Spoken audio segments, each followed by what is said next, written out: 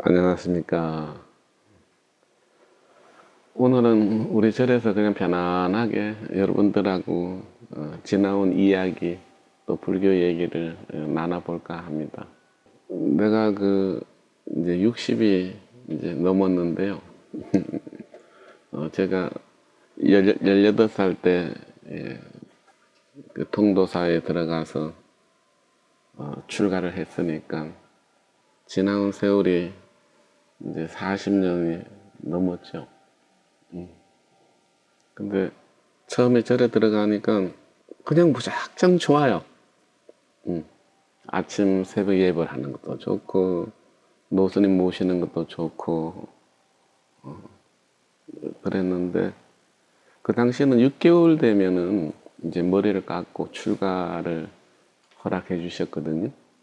근데 6개월이 지난 뒤에 이제 수계를 이제 받아야 되는데 그 당시 이렇게 통도사에 이제 많은 어른들이 계셨는데 그 오라 스님, 또 벽안 노스님, 극락안 노스님, 뭐 경안 노스님 어른들이 참 많았어요. 근데 그 어른들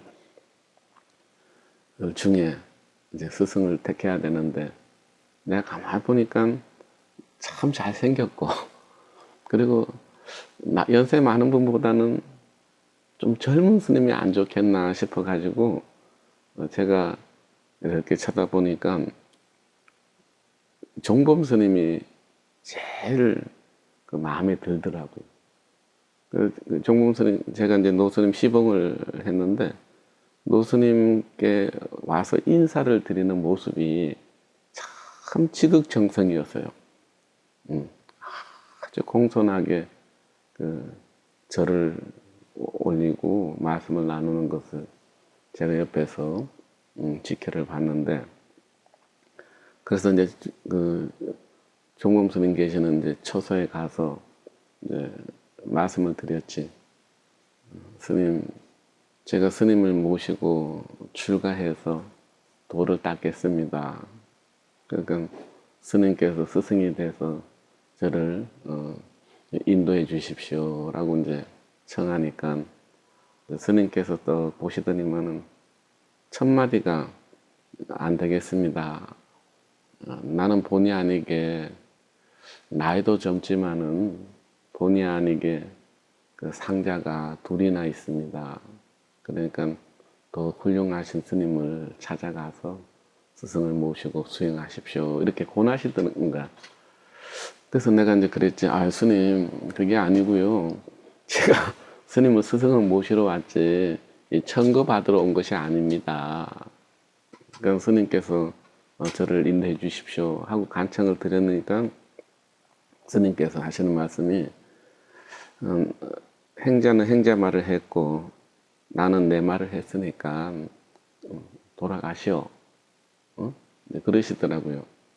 그래서 제가 스님께서 허락해 주기 전까지는 안 나가겠습니다.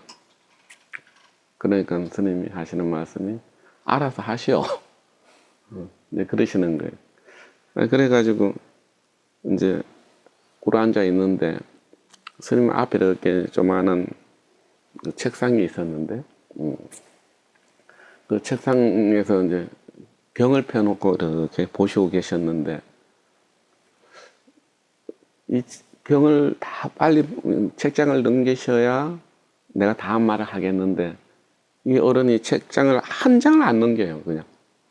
그래서 가만히 이렇게 쳐다만 이제 보고 계시는 거죠. 그러고 나서는 시간이 흘러가지고 2시간 이상이 흘러버린 거예요.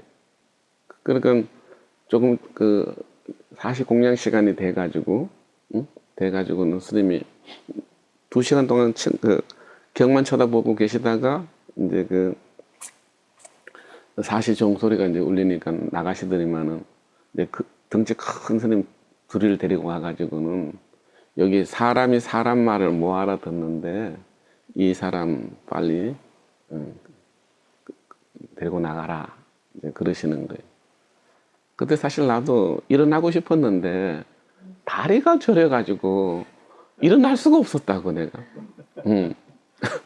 그래서 이제 근데 그때 끌려 나가면서 지금도 이렇게 몸이 작은데 그때 어린 나이니까 더 했겠죠. 달랑 들어서 이제 나가는데 아 여기서 내가 끌려 나가면 두 번 다시 저 어른하고는 인연이 안 되겠다. 그래서 내가 그 자리에서 혀를 깨물었어요. 그 혀를 깨무니까 옆에 있던 그 스님들이 내려놓고 이제 나가시는데 나가시고 나서는 스님께서 보시더니만은 병원 갔다 오면 출가를 허락해 주겠다. 그래서 이제 그 병원을 갔다 오니까 스님께서 하시는 말씀이 아무리 생각해도 행자는 안 되겠다. 안 되는 이유가 불교는 지혜와 자비를 배우는 종교인데 행자는 가라면 가지, 가지도 않고 고집을 피우고 그리고 부모가 준 이 몸을 함부로 그렇게 혀를 깨무는 독한 이 마음 가지고는 지혜와 자비를 배울 수 없다. 이렇게 이제 말씀을 하시는 거예요. 그럼 아까는 저기 출가를 허락해 주신다고 안 그러셨습니까? 그러니까 당신이 좀 난감하셨던가 봐요.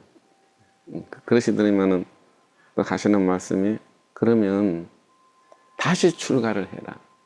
그래서 6개월을 처음 시작하는 마음으로 출가를 해서 행자를 하고 나면 허락해 주겠다.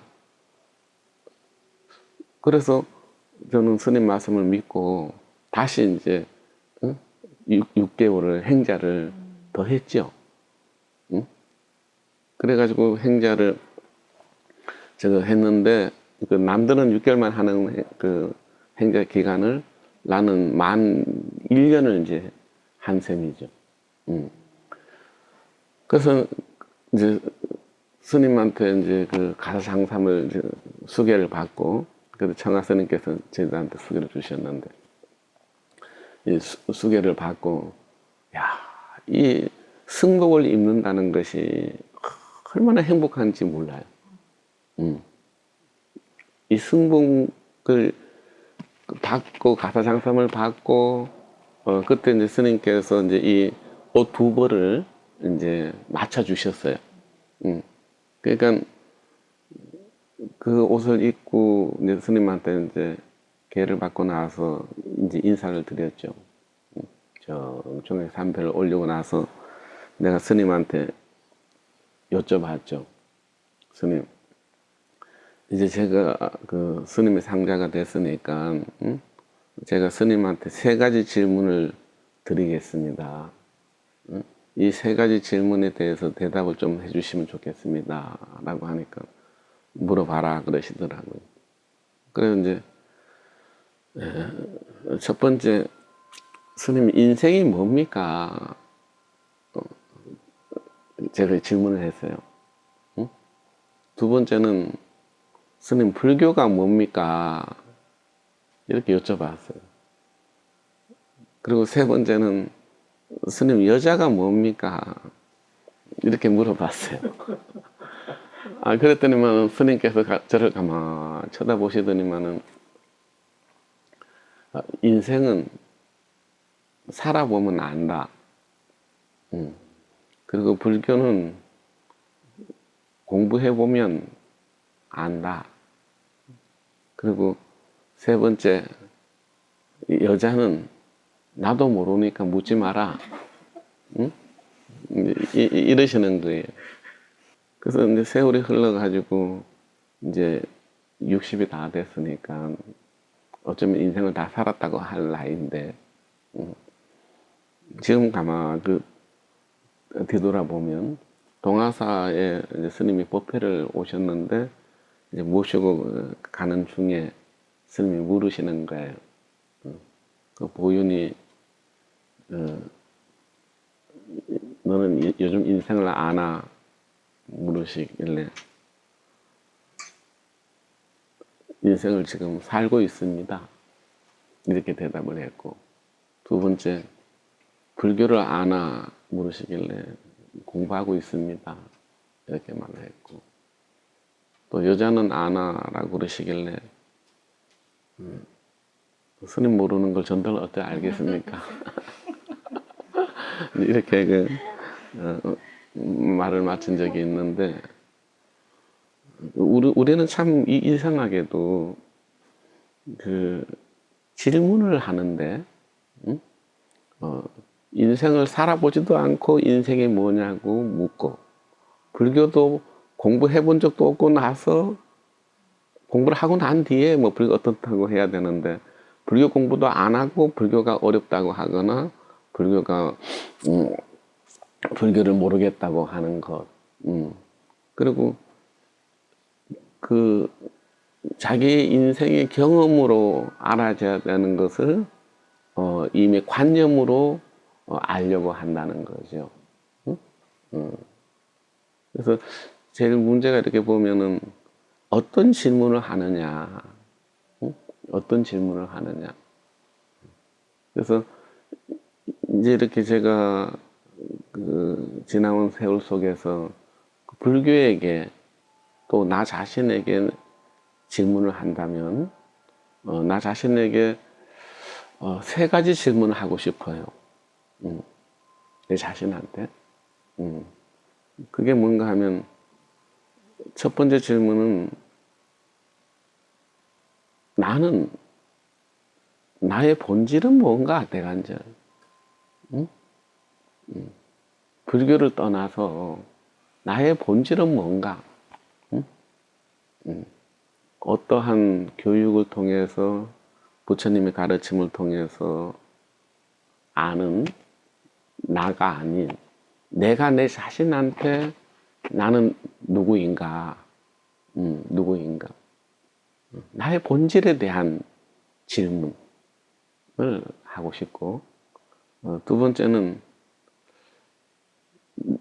내 육신은 지수화풍으로 만들어졌다고 한다면 내 마음은 어떻게 만들어졌는가 내 마음 내 마음이 사실 뭐 눈 뜨면 보고 듣고 하는데 거기서 일어나는 이 마음이 어떻게 만들어졌는가 하는 거 그리고 세 번째 질문은 나는 지금 무엇을 위해서 어떻게 사는가 나는 어떻게 살아야 하는가 이거죠.